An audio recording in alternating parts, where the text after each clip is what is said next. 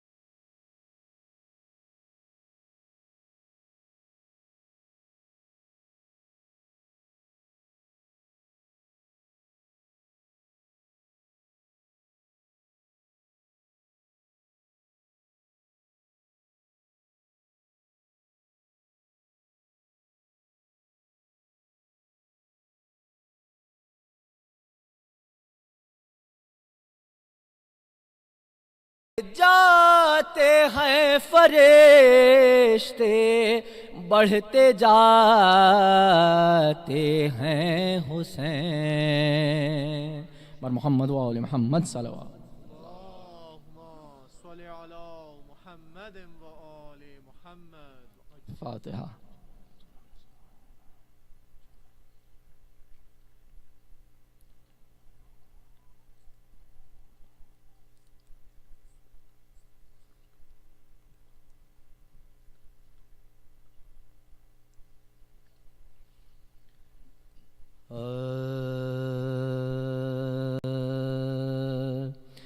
بال بکھرا دیں غلامان رسول دو جہاں باقر علم کی رحلت کا سناتا ہوں بیاں تھا جو زید بن حسن مسند جد کا خواہاں مل گیا جا کے خلیفہ سے شقی دور مل گیا جا کے خلیفہ سے شقی دور شام سے خوب یہ سوغات وہ پرفن لایا، نظر کو زہر بھرے زین کا توسن لایا، نظر کو زہر بھرے زین کا توسن لا، حشر برپا ہے مدینے میں قیامت ہے قریب، باقر علم نبی کا دم رحلت ہے، فاطمہ پیٹتی ہیں سر کو وہ آفت ہے قریب، روح شبیر تڑپتی ہے شہادت ہے، روح شبیر تڑپتی ہے شہادت ہے، کن بارونے کے لیے آل کے گھر آ پہنچا، اثر زہر دغا تابا جگر آ پہنچا، اثر زہر دغا تابا جگر آ پہنچا، غل مدینے میں ہوا ہائے سے دھارے باقر، اٹھ گئے گلشن ہستی سے ہمارے باقر، بستہ توق و سلاسل کے دلارے باقر، روح شبر کا ہے نوحہ میرے پیارے روح شبر کا ہے نوحہ میرے پیارے زہر کس چال سے غدار نے بھیجا، افسو کٹ گیا میری طرح تیرا کلیجا، کٹ گیا میری طرح تیرا کلیجا، ہائے وہ میت مسموم وہ جعفر کا مہن، ہاتھ سے باپ کو بیٹے نے دیا غسلوں کا، قبر اطہر کو ملا پہلو سجاد و حسن، جان ذاکر کی ہو قربان شہ تشنہ، جان ذاکر کی ہو قربان شہ تشنہ، کون مقتل میں اٹھاتا تن صد پاش حسین، اربعین تک رہی بے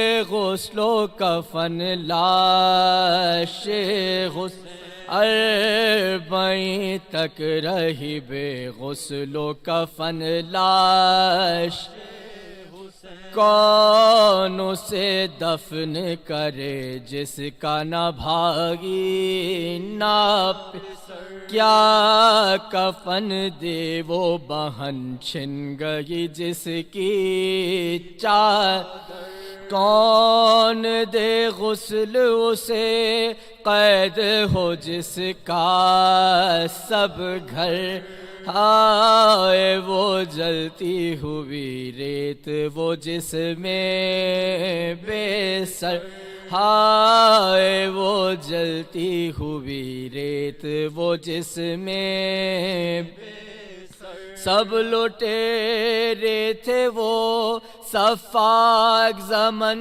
کیا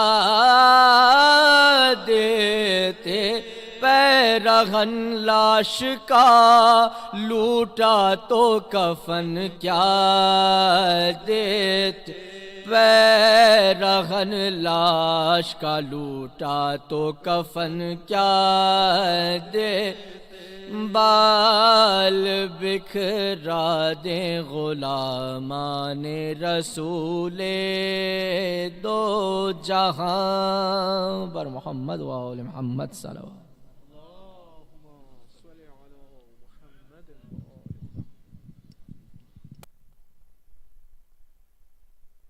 Please recite a loud salawat. Allahumma salli ala Muhammad. Just a couple of quick announcements. Tomorrow's program for Day of Arafah and Jummah prayer will start at 1 o'clock. And then the majlis will be about at 2:30, and then Amal will start at 2:30 actually. The website is also live, so there's a new website live. Please take a look at it. All the program details will be there. The sponsors for today's program are Brother Najib and Sister Atia. For their marhumin, Sayyid Sajjad Nazim Zahdi Ibn Hashim Hussain, Sayyida Narjis Zahdi Bint Hashim Hussain, Sayyid Afsar Hussain Naqvi Ibn Askar Hussain, Sayyida Azra Naqvi bint Askar Hussain, Sayyida Saliha Sultan Rizvi bint Sultan Hussain, and your marhumin, and for marhumin whose name is on the monument Zara, and for whom there is no one to recite, please recite as well for them.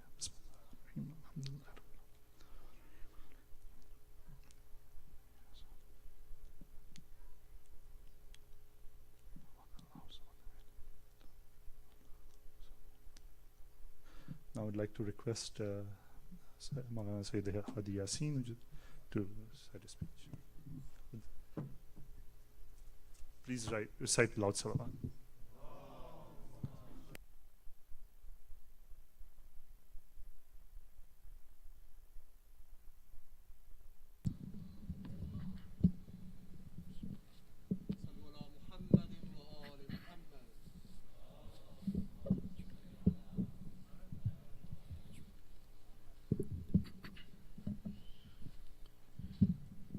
السلام عليكم ورحمة الله. أعوذ بالله من الشيطان اللعين الرجيم. بسم الله الرحمن الرحيم. الحمد لله والصلاة والسلام على سيدنا ونبينا حبيب قلوبنا وطبيب نفوسنا وشفيع ذنوبنا أبي القاسم المصطفى محمد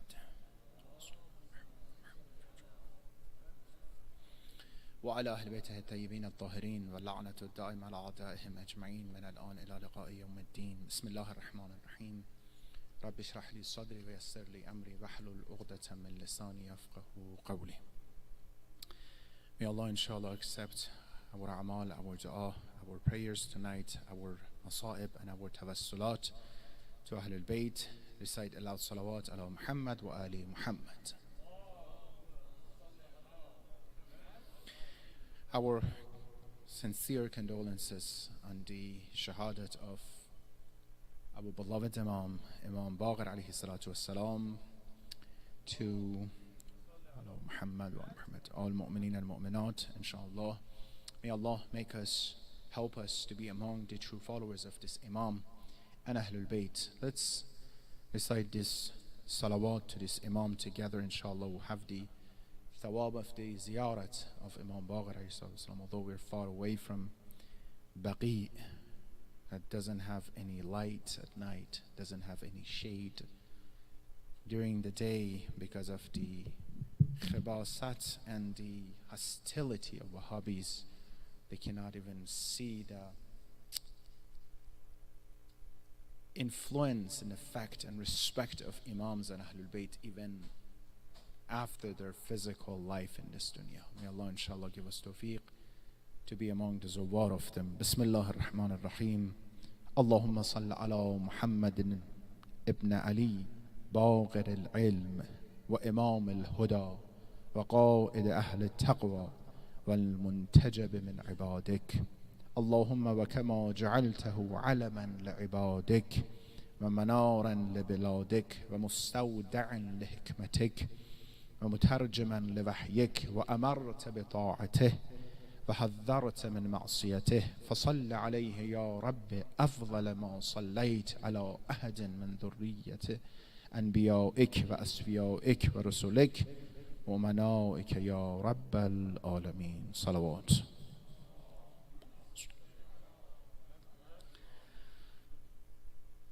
There are some people in this world that, as Quran says, they have priority over other people. Not without any reason, is because of how they chose, what they chose, and how to live in this dunya. Because they chose the right path. Because they deliberately following the path that helped them to reach to their goals. Many people, they go to school, but not all of them would finish. Only those who are determined, who have the higher goal, perseverance, continue, they reach the goal. Because they do something, and it's not easy. As human beings being created by Allah subhanahu wa ta'ala, there should be a very distinct, sophisticated goal that Allah expended all this cost for creating the universe for the sake of me and you being the best of all creatures to do what? There should be a very important and distinct goal for us to reach. And that does not come however, whatever I want, as nothing in this world comes however I want. No one give you any degree however you want to study. No one give you money however you want to work. No one give you any certification however you want to practice, right? You got to do it exactly as the founders are telling you to do. All accepted? Yeah? How is it possible that we say Allah created us and says, however you want, I'm going to accept it from you? You got to do exactly as the path that He set, which is way more sensitive than any other jobs, right? And it's impossible that He creates us, He sends us here without any guide, any message, any interpreters, and any example and role model. It's impossible. That's not just. He's a very just God, right? It's not based on justice that He doesn't give any example to us. So when He created us, He sent the guides to us, and He sent people to guide us. He sent multiple holy books, the books of manual how to live in this dunya as who we are supposed to be. And the last one is Quran. And the books needs interpretation. And He sent 124,000 prophets to come and guide human beings. At the end, He sent the best of all to say, this is the seal of all messengers. This is the one who will complete the message for you guys. This is the one who you should follow forever. And he is the Prophet of Islam, Muhammad sallallahu alaihi wasallam. And Rasulullah, like other human beings, is a bashar. He has a limited time and life, physical life in this dunya. What if after that? So what's going to happen after Rasulullah? So Allah is going to change His sunnah, this tradition, that there was always a hujjat, a representative of Allah on the earth guiding people. A school, you never see it without a president, do you? A company, you never see it without a CEO or someone in charge, do you? Anywhere you go, everywhere you go, there's someone in charge. Even temporary, should be someone in charge. If the one who is in charge is leaving, says, you know what, stay here, I'm going to come back.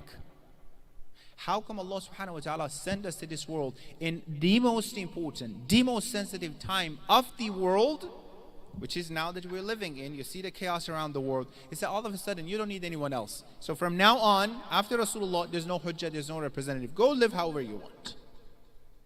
Well, this is more important, or the time that they were worshipping the stones? The minds is so limited, they were worshipping cows and animals. This is more important. The time of internet, the time of technology and science, this is more needed, right? Yes, Allah sent the guides, which we call them the infallible imams, for guidance. For us seeing them as examples, as role models, that this is the goal. You should get to that level. Although it's very difficult, you're not going to be to that level, but this is what it is. You're going to study, you're going to work, you're going to put your effort. This is the goal. Right? That's why our imams, our immaculate imam, tonight we're sitting in the majlis belong to our beloved Imam Baqir alayhi salatu wasalam. We're commemorating for the sake of seeing ourselves in that mirror. And unfortunately, throughout the history, we know what happened to imams. We know what happened after Rasulullah, very short historical part. After the demise of Rasulullah, although he recommended, no, he ordered them to follow Ahlul Bayt in Quran. He ordered, not recommended, but they distorted the path. 25 years, the one who said, Saluni qabla an tafqiduni. You ask me about anything, I'm more aware of the path and the path of the sky better than the earth. He's sitting in the house because some people want to take the power because of some political aspects. And when you get away from the source of knowledge, the source that you need to follow, people will gradually forget about it, right? You want to learn a new language? You work and you work and you work. Stop working. You're going to forget about it. So when people are not receiving the message from the source of wahy, which is an immaculate person, they're going to forget about it. Then what was going on before Islam? Jahiliyyah, the era of ignorance. The habits of Jahiliyyah, only after 23 years, it's going to come back to the society, right? All those habits going to come back to the society. What we see that up until the time of Abu Abdullah al-Hussein, the Jahiliyyah, the habits of era of ignorance is coming back to the society, to the level that nothing is going to work anymore. No advice, nothing. Hujjat of Allah, Imam Ali, 25 years, he's in his house, they don't let him be in charge. Imam Hassan, you know what they did to him? At the time of Imam Hassan, there's no other way to awaken this dead body. You know when the body is almost dead, you know what the medical authorities they do? They give electric shock, right? There's nothing else can help. The last resort is that shock that might help. Might help. Why? Because nothing else works. Give them a little bit of medicine. No, medicine doesn't work. How about a little bit of shock? No, nothing works. Food? No, just the shock can help. Imam has to bring that shock to the society of Ummah of Islam, and that only comes with sacrificing his life for that sake. So people realize, understand, oh, what happened? The son of Rasulullah, in the middle of the territory of Islam, brutally become murdered, and shaheed. What are we doing?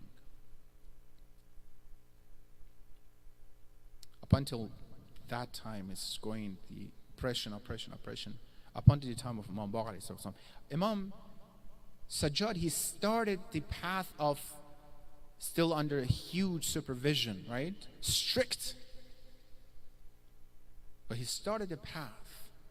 At the time of Imam Baqir, the Khalifa Umayyads, Umar ibn Abdul Aziz, among the all Khulafa of Bani Umayyah, he's a little bit better than others. All the same, but he's better than others. He let, because his teacher was Shia, so he let the Ahlul Bayt to be easier and free, to do a lot of things. So Imam had the opportunity to start the path of establishing and spreading the knowledge of Islam and Shia and Ahlul Bayt, which got developed at the time of who? Imam Sadiq alayhi salam. Imam Baqir alayhi salam, you know that who mentioned his name, Baqir? 50-something years before his birth, Rasulullah Muhammad sallallahu alayhi wa sallam said, لجابر بن عبد الله الأنصاري يا جابر إنك ستبقى حتى تلقى ولدي محمد بن علي بن الحسين العلي بن ابن طالب. You will be alive until you see one of my son, not one of my son. He's calling him his son. That's a different story later. I'll tell you why he's calling son and why others, they want to say they're not the son of Rasul, they're the son of Ali. You will see him. Jabir had a very blessed, life. He saw all the Masumin until the time of Imam Baqir, right? 5 Imam and Rasul. Al-Ma'ruf fi Tawrah. His name is famous in Torah bil-Baqir. Rasulullah is calling him before, at the time, Rasulullah, when his name is Imam Baqir, right? His name is Baqir, his Ma'ruf in Torah, indeed in Torah, right? In the Torah, bil-Baqir. فَإِذَا لَقِيتَهُ فَقْرَئْهُ مِنِّ السَّلَامِ. When you meet him, send salam to him on behalf of him. Say, Rasulullah, send salam to him. And Jabir did. He was sitting next to the masjid, the door of masjid, and he was saying, calling the name Baqir. He was like, who is Baqir? Who is he calling Baqir? They didn't know. Until the birth of Imam Baqir, and he went to, says, I'm sending the salam of your Jad to you. And he says, salam and peace be upon my Jad, and to you, you conveyed the salam to me. At that time, Imam Baqir is both Hassani and Husseini. From the father's side, who is his father? Imam Sajjad. From the mother's side, who is his mother? Fatimah bintul Hassan, the daughter of Imam Hassan. That Imam Sadiq said, she was the best of the children of Imam Hassan. The best of the daughters. Very, very righteous person. So Imam started, developing this concept of spreading the knowledge of Ahlul Bayt to everyone. Baqir means the one who split the knowledge. The one who gets to the depth of knowledge. The true knowledge that you want to receive. Just to make it practical, a tradition from this Imam that their words are like ocean. Depends on your skills, how deep you can go in. Some people they go to the beach, oh my God, so beautiful, oh, alhamdulillah, they get that much from it, right? Some people, they start fishing, they get something from the surface. Some people, they dive in, they get more. Some people can go all the way in, they get some treasures and everything from it, right? This is the concept of Ahlul Bayt. Depends on what you can get from it. قال الباقر عليه الصلاة والسلام اللهم صل على محمد ثلاث لم يجعل الله عز وجل لأحد فيهن رخصة. The three things Allah subhanahu wa ta'ala asks us, we need to stay with these three things no matter what. There's no rukhsat. There's no permission to go against these three. Look how practical. And I think if only these three be practiced in our lives, everything else will be fine. Only these three things. The key. 1. أداء الأمانة إلى البر والفاجر. When someone trusted you and they gave you an amanat, you return the amanat. Doesn't matter that person is a righteous person or is the horrible person if it's a very vicious person. Doesn't matter. When someone trusts you, you give it back. When Rasulullah took the key of Kaaba from that non-believer, let's just give it back to them. There was an amanat. Doesn't matter who they are. While I'm talking, I want you to remember that example I gave, the ocean. What you can see from it. I want to see how far you can dive into this ocean of the wisdom of Imam Baqir in this world. Are you standing at the beach? Oh wow, that's beautiful. Well, alhamdulillah, subhanallah, yeah, so we have to return the amanat. That's it? Let's dive into it together. Is the amanat only what I give you? Remember this, we have relationship with three different groups or people. 1, us and Allah subhanahu wa ta'ala. 2, us and others. 3, us and others. Others and ourselves, right? The third, ourselves. Allah, others, ourselves. You don't get amanat only from other people. You get amanat first and foremost from who? What are the amanat that you receive from Allah? What is the trust that Allah gave you and He trusted you to give you? Think about it. The first thing that you have been trusted to have is you yourself that Allah gave you. And you cannot betray the amanat, can you? It's in any, doesn't matter, it's not even religious concept necessarily. It's a very easy concept. It is a religious concept, but everybody follow, even non-religious, right? Amanat, you have to give it back. Trust, you have to give it back. If someone gave you to hold into it, give it back to me. You have to do your best. Either don't accept it, or you have it, you give it back exactly as it was. Maybe better, right? The first one, the first amanat is you that Allah gave you to yourself. Your life, your hours, you cannot waste it however you want. You're not allowed to waste it. There's no rukhsat in it, remember? You know what they call rukhsati? Because you have the permission to take your wife, right? You don't have permission to do whatever you want to. No, this is trust. You can't do whatever you want to your body. Why suicide is super, super bad in Islam and haram? Why? Because this is not yours. This doesn't belong to you. We gave it to you. You know the clerks, you know the people who work in the bank? Every day probably $1 million it comes under their hands and then goes, right? They don't believe that this is theirs. They know it's not their money. They work with it, they pass it to the next one.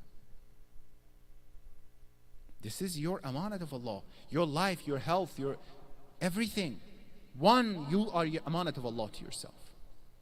What are amanat you have?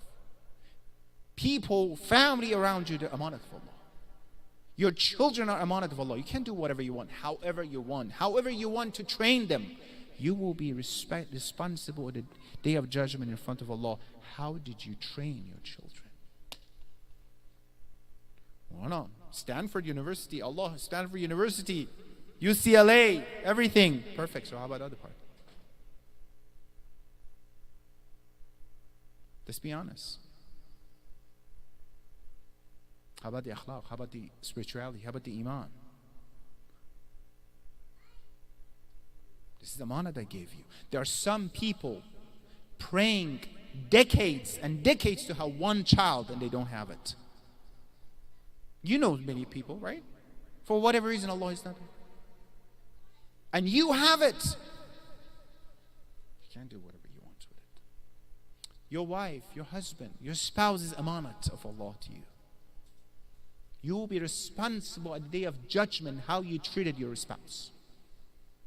When we say if only and only we follow these things, anything will be solved in this dunya because of this wisdom. We're going deep to the words and the wisdom of Imam Bakr, right? Your parents are the amanat to you. You have to be careful how you treated them. Your iman is the amanat of Allah to you. I don't want to pray today. You're not free to do whatever you want. We're not free anywhere in this dunya, are we? We got to follow the rules and everything. If in a school they tell the students, you're free to do, sweetheart, whatever you want. No calm, no test, everything. What does it mean? Tell me. What does it mean? The students go back, please give me some rules and responsibility. I don't want to be free like this, right? This freedom means I'm not part of anything. I want to be part of the rules. I want to be part of this group. I want to follow something. Can you close the door, please? I want to be part of the group. It's not working this way. So we have some responsibility. More important than all these things that I tell you, we have the benefit of having Quran and Ahlul Bayt in front of us. The amanat of Allah to us. We've got to be responsible about it. Yeah, you came one day, that night to Shahadat of Imam Baqir, so you were listening, hearing these things. How did you do? What did you do with it? Did you use it to become better? Are you a better person? I didn't create you with this caste to just randomly do whatever you want. I created you to be beneficial for yourself, for others, for family, for everything, right? Inshallah, another time we can go. Al-birr wal-fajr. Amanat is given to you. You got to respect it. Give it back to you. Doesn't matter who they are. That's why the mal and the money and wealth of non-Muslims are muhtaram and respected. You cannot pray in the property of someone who's not even believing anything. You need to ask permission. Why? Your salat is not okay to pray in someone's personal property because we respect it. Second, Imam Baqir said 3 things. I have to go faster. وَالْوَفَاءُ بِالْأَهْدِ لِلْبَرِّ وَالْفَاجِرِ. If you promise someone that you want to do something, you have to fulfill that. Either don't promise, or when you promise, you have to. لِلْبَرِّ وَالْفَاجِرِ. Doesn't matter, that person is Nabi, a prophet, or is shaqi. As long as this is a promise alongside with shar', you have to follow. If it's against Islam, against shar', you promise something, no. That's a different thing. It's a different discussion, right? I promise him to go drink something. I promise him to go to the party. I promise him to go. No, we're not talking about these things. We're talking about the fine things, right? It's very obvious what we're talking about. Sorry that I even said that, because it's very obvious. When you bring the wafa, ahad, you gotta stay with it. When I say wafa, who comes to your mind? To your mind? Say it out loud. Hazrat Abu al-Fadl Abbas alayhi salatu wassalam.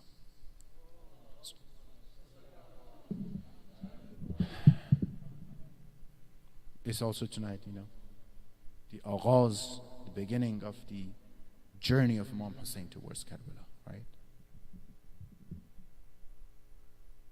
There are a lot of great characteristics in Karbala that Karbala became Karbala because of the characters of Karbala. Otherwise, Karbala is Karbala because of Imam Hussein, because of 72 people with Imam Hussein, because of Abu al-Fadl Abbas, that we can learn from it.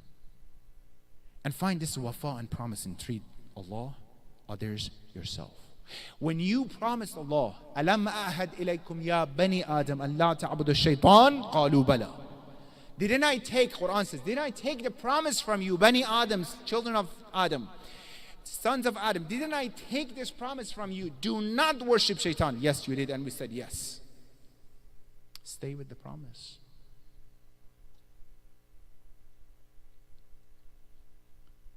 You promise something, you have to fulfill it.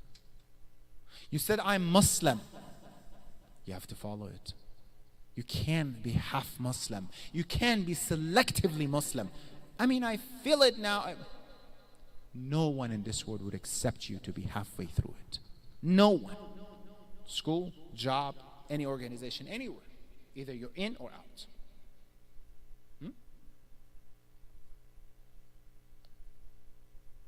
Why not make it easier? Please, we're living in 90 days, our children.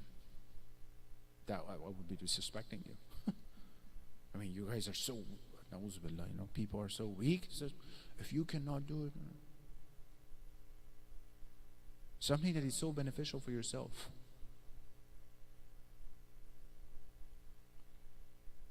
And other old examples that I always give. In your family, there's ahd. There's a promise that we're a family, we're one family, we're going to be a good family, we're going to respect each other, yes, there comes difficulties, problems, situations. I cannot disrespect you. I have a promise. I have you. You are the trust, you are the promise. I can't do whatever you want to do. Because one day I'm not going to have you. Then it's too late. And I can't do anything about it. While I'm thinking, think about it. What are the wafa? What are the promises, covenant that you made with Allah, with others, and with yourself? With yourself too. I'm sure you, like me, we promised a lot to ourselves. We're going to become better. Didn't you? Raise your hand. If anyone is here says, I didn't promise anything to myself that I'm going to become better. Then we're going to have a deeper discussion after lecture. We all promised. Either physical things, mental things, spiritual things, doesn't matter. I promise to do this, finish my education, lose weight, I don't know, eat healthy, whatever it is. To be more spiritual, to follow Iman and Islam, to be better with my family. Then there's no rukhsat in it that do whatever you want. Do it. Yeah, it takes a lot of courage, it takes a lot of self-esteem and confidence, and if you don't have it, then this is a different discussion how you have it. But وَالْوَفَاءُ بِالْأَهْدِ لِلْبَرِّ وَالْفَاجِرِ. Doesn't matter what it is. Doesn't matter who is that person. You promise, you fulfill it. When you do this with someone who is not even believing in these things, the person says, wow, how respectful this person is. This is the tabligh, this is the da'wah by itself. And the last one. وَبِرُّ الْوَالِدَيْنِ بَرَّيْنْ كَانَ أَوْ فَاجِرَيْنِ. What did I say? 3 things. Imam says you have to stay with this no matter what. The first one was what? Amanat, you give it back. Doesn't matter who he is. She is. Second one, covenant, promise, you fulfill it. The third, وَبِرُّ الْوَالِدَيْنِ, you respect your parents. Doesn't matter they are kafir or they're Muslim. And I'm not talking to children necessarily. I'm talking to all of you guys here. And I'm talking to you who your parents are, may Allah inshallah bless their souls, or they're still alive, you have the blessings of that. And I'm going to talk about it why very quickly. If you have your parents in front of you, Imam says you have to do it. Quran, we know about it. وَبِرُّ الْوَالِدَيْنِ, not to be respectful. Bir doesn't mean to be respectful. That's the thing. It's not about just be respectful. No, you have to put the effort to be the best and to be at their service. Even if they're not here in this world, what can you do for them? What can you send for them? How you can help them when they're not here in this dunya? How can you give me some examples? What you can do? I know what you're going to say, but say it. What are the ways that you can support and help your parents if they're not in this dunya? What else? Charity, what else? Yes. Ibadat for them, namaz, what else? Building something for them, madrasa, school, masjid, what else? I'm waiting for something. More important than all these things. More important than that. More important. More important than that. There you go. Say salawat for him. You be the one who you're supposed to be. Some of these things that you're saying, this is the duty. You have to. You have to pray the wajibat and everything for them. You might be wajib for you. What's going to help them in you is you be the one that you should be. Focus more on this. All these things are important. Charity, everything you said, beautiful. Tabarak for. Focus more on yourself. So at the day of judgment, when they are, and now in Barzakh, among other parents, my son, my daughter, you see, I'm so proud of them. Yes, there's alam. When we kid Barzakh, there's alam. The way that we're living, they have the life over there as well. Right? Alam rahim, in the mother's womb. Alam dunya, this world, and Barzakh, and then after that, right? وَبِرُّ الْوَالِدَيْنِ, even if your parents are not righteous Muslim, you need to, you know what that doesn't mean? You need to respect. Not, I'm sorry, I said respect. No. وَبِرُّ الْوَالِدَيْنِ, you have to be super cordial and be at their service. Imam Baqir alayhi salatu wasalam said, وَبِرُّ الْوَالِدَيْنِ means before they ask something, you give it to them. You be at their service. Before they ask. And I promise you, you do this, and I promise you, you do this, see how the doors of success will be open in front of you, one after another one. In this dunya, forget about the akhir that Allah is going to reward you. Depth of the kalam of the Imam Baqir, how to do it. And I know it gets so tough, so difficult, you know, how they are, what they do. Sometimes they don't understand you, doesn't make sense, what they do, how they do. I am so aware of that, that's my job. You all know my other things that I do, right? Every day I see people, I see complaint. But I still see it. If that is in your mind registered, I have no right, I cannot do anything. I follow the right path. I go to counseling, I talk to when I cannot. Yes, these are all important. I talk to an expert about this to make sure, help and solve. But what is there that Imam is putting this next to other ones? We have this wisdom from our Imams. We have this kalam, this beauties that we have in front of us from Mom. And I'm thinking sometimes, believe me, every day beside that I'm a scholar, I'm a psychologist, when I see this, when I see that how this can help human beings in real life, not just Muslims. When I see some these advices can help someone, prevent them from having issues. When I have some people come to me, children, youth, adults, they have different sort of addictions in life. I don't want to even mention. When they're dealing with all sort of addiction, that this is destroying their life. When there is anger management issue, when there's some problems, and I see, oh my God, we have the answers here. I wish we could somehow giving it more. It's my responsibility to be able, that's wallahi, that's going to help a lot. I shouldn't swear, but just, it's so obvious, so clear. It's just a matter of believing it, practicing it. We're so blessed. We're so blessed that we're sitting tonight in the majlis of our beloved Imam. The Imam that his presence, his essence was the help, was the support, was the guide for humanity. And you know what, it's not just about the wisdom, it's not about this educational perspective. It's also about the emotional aspects of our relationship with Imam. That when you see you have these assets in front of you and how they treated them, how they treated our Imams, that when you have someone so wise, so amazing in front of you, you just want to be with them, spend time with them, be at their service, learn more from them. And you see there were around a bunch of oppressors. For the sake of this dunya, they wanted to do whatever vicious ideas and plans that they had. Imam lives 50-something, 57 years in this dunya, until those who cannot see the beauties, they cannot see the beauty of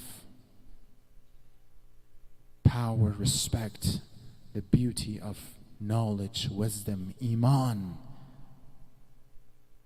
they did what they were not supposed to do. Imam Baqir said, if Rasulullah, he advised you to be against us, to hurt us, to disrespect us, you couldn't do more than what you did. You couldn't do worse than what you did. And finally they can stand having this beauty and this source of knowledge and guidance among them, and they poison our Imam. You know, Imam Baqir, he has a very different, history. Himself, his mother, and his father, all three of them were in Karbala. And Imam Baqir, he is, 4 or 5 years old at that time. Imagine the Karbala that you heard what happened during the day, in half a day, how they brutally murdered and made the Ahlul Bayt Shaheed with that way. Imagine you have a 4 or 5 year old son seeing and witnessing everything around. We have both aspects with our Imams. We have the educational aspects and we have the emotional aspects, because both can help and support. Imam Baqir himself, he is the biggest musibat of him. I hope and I wish he didn't see Ali Asghar, what happened to him. As a 4 or 5 year old son, you're not supposed to see those traumas around you.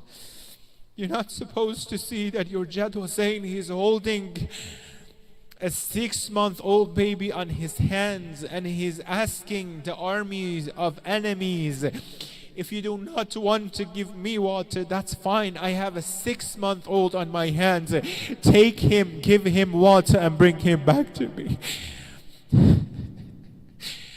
I think sisters can relate to what I'm saying more than anyone else. When you have a 6-month-old baby, they want to, calm him down, sweet, nice talking. If the baby is crying, they pass the baby to each other. Someone please calm him down. If the baby is hungry, give him food, something, milk. If baby is thirsty, give him something. The mother doesn't have milk. 3 days, there's no water for her. And how much water the 6-month-old would drink, that instead of water you shoot an arrow that has 3 heads in it. Even that much water was too much for you to give. You know why you're crying? You make this covenant and promise with Hussein, with Imam Baqir.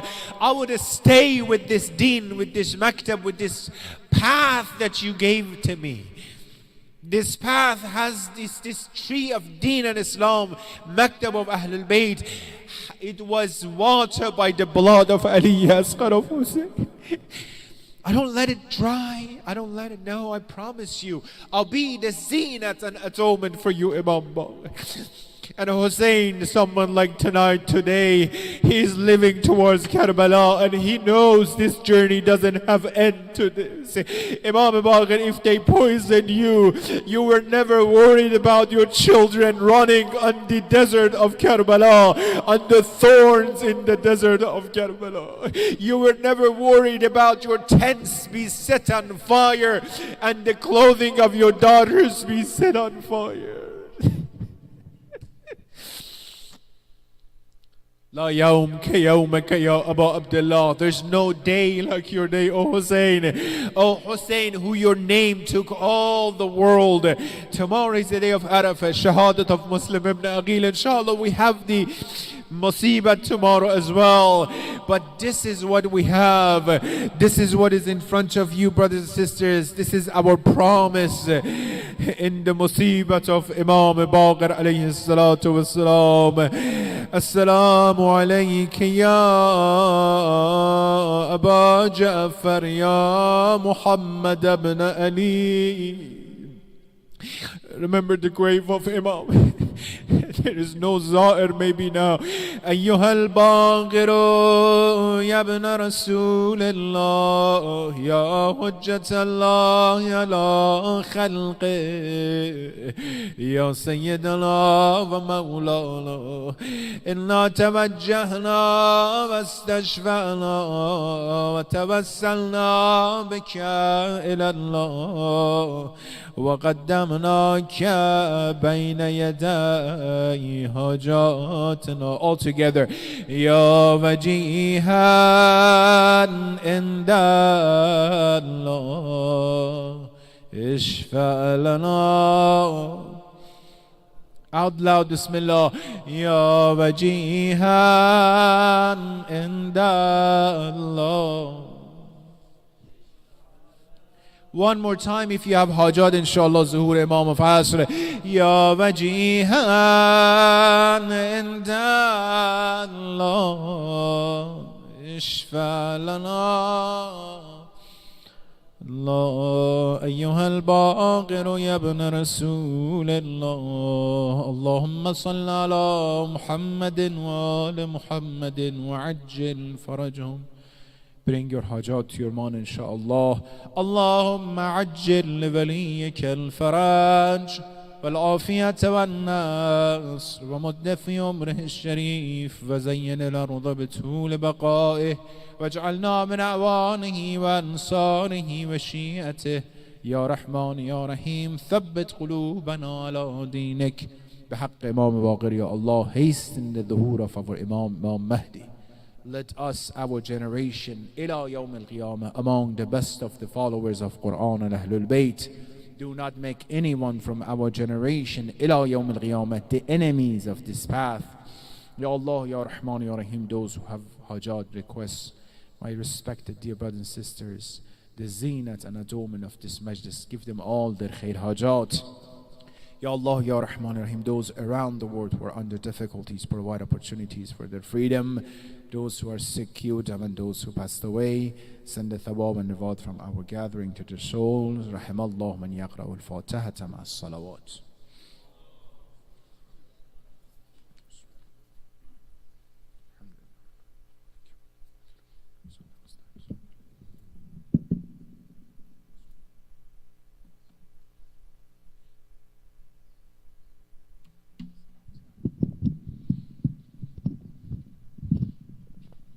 متوجہ زیارت.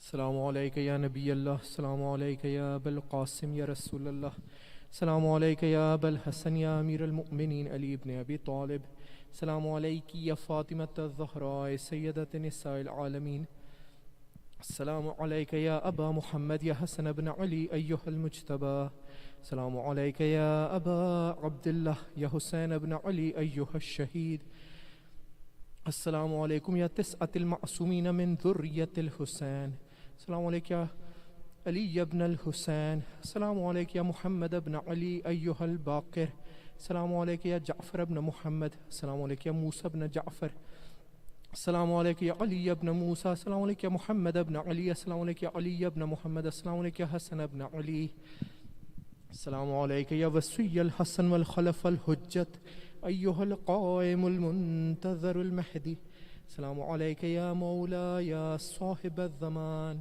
الامان الامان الامان من فتنة الزمان من شر الشیطان، عجل له فرجك وسهل له مخرجك وظهورك وجعلنا من اعوانك وانصارك ورحمة الله وبركاته. اللهم صل على محمد وآل محمد وعجل فرجك.